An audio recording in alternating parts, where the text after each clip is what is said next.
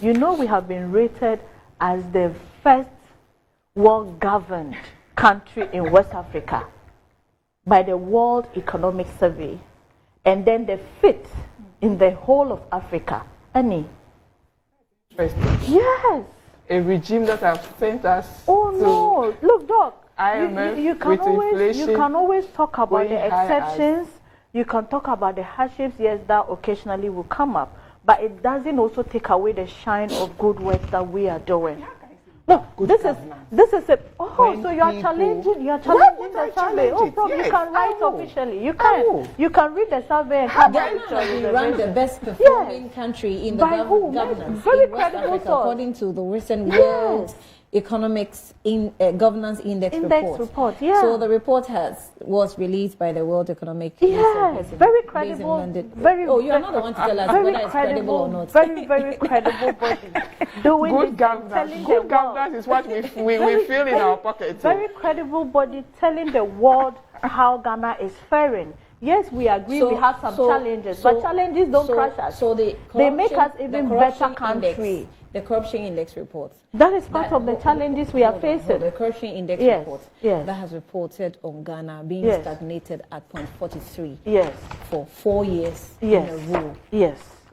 In the face of that, and still rank us as the best. Then the other countries, they are dead. Annie, yes, I did admit. Sometimes it's just so amazing. I want to reconcile. Annie, I told you. Because that's also an international report, no? Annie, do you want me to say this at all? I told you, yes, you certainly would have your challenges. And if you're talking of corruption, yes, corruption might be our challenge. That is why Dr. Mahmoud Bawumia stated that, look, in attempt to combat corruption, when he comes, he is going to do what? And this is what, I don't know if you want me to read it. I want to read this instead. Of course, I want to also read the governance, it. Hold on. No, Rabi. But I'll just paraphrase. I won't read verbatim. He's telling us he's coming to fight corruption to death. Listen, he's coming to fight. Is he not in office now? He is doing it. We have started. Look, that is why the digitalization agenda is ongoing. So that quote that's making rounds that Dr. Bawumia said he's in government, but when he comes, his government will do ABCD. Is that a true quote? Did he say that? How? Which one?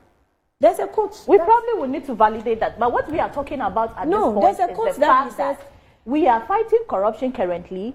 We are going to continue with the fight on corruption. So, look, digitalization let's situate this in results context. And impact. Let's situate this in context. Sure, let's go. The governance evaluation, which considered factors like political rights, law and order, press freedom, and corruption, placed Ghana at the respectable position of grade B and scored 61.7.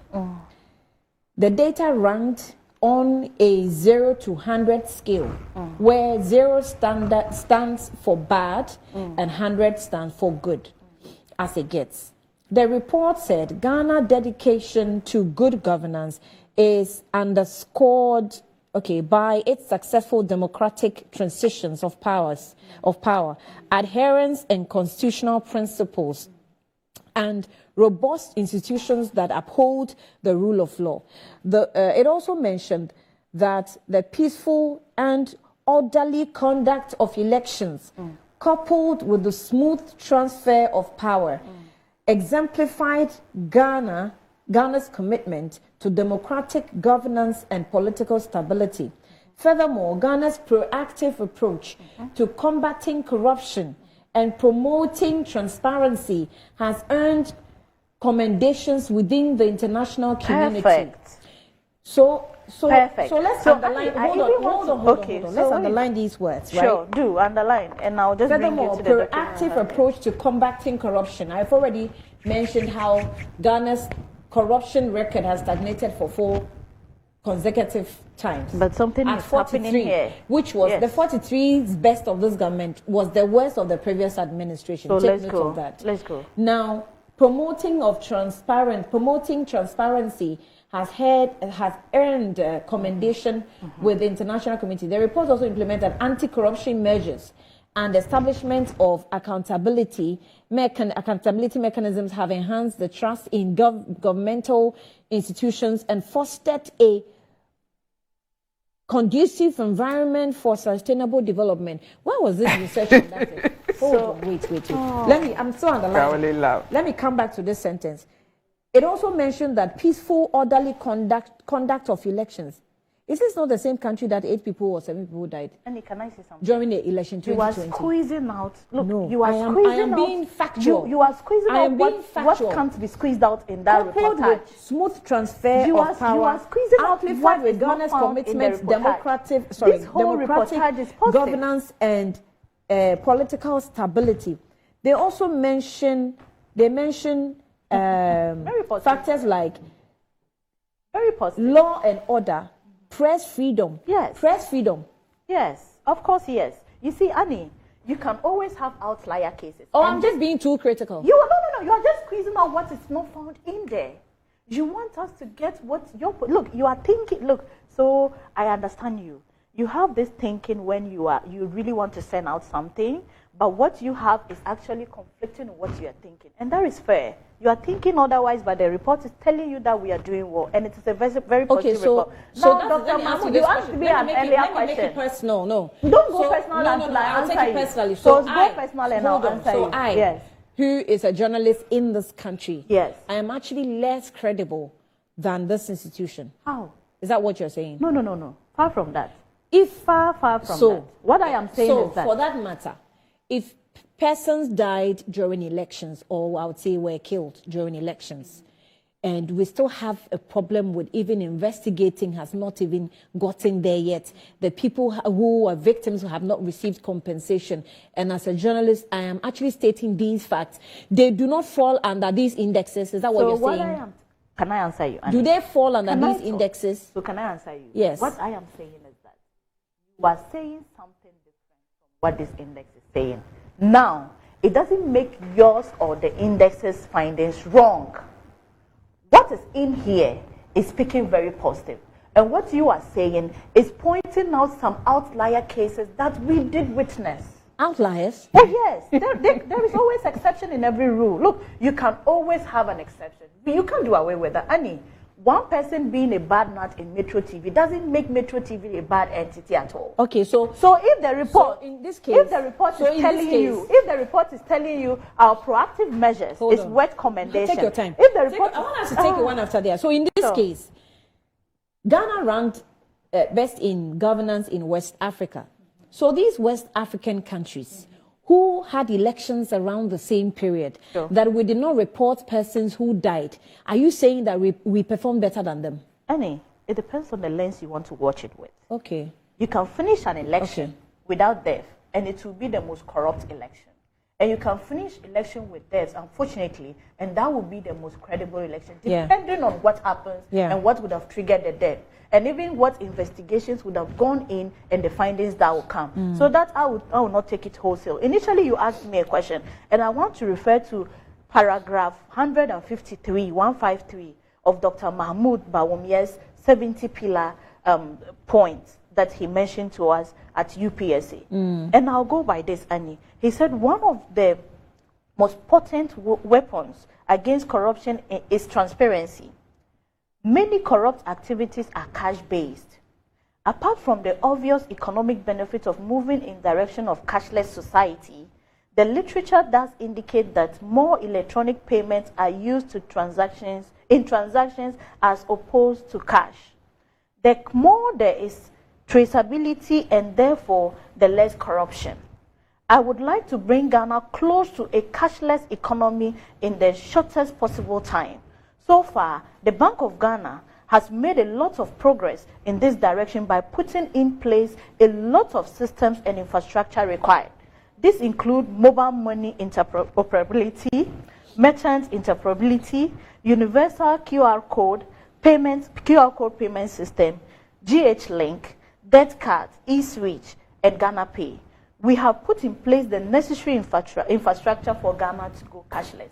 Now the point here is, Annie, what the report is saying, what he sought to do, and what you are saying are not different things. It only has to do with how we look at them and process. Where are we? We are fighting corruption as a country. And back to the question you asked, what has been done? What is government doing? What can be done more is what we have just said. So I am saying, yes, Annie, I totally agree with where you are coming from. But we all should also be patient and go by these findings that are emanating and also have faith in the system. Because if you were working and just getting negative without positive, that's where you should be alarmed.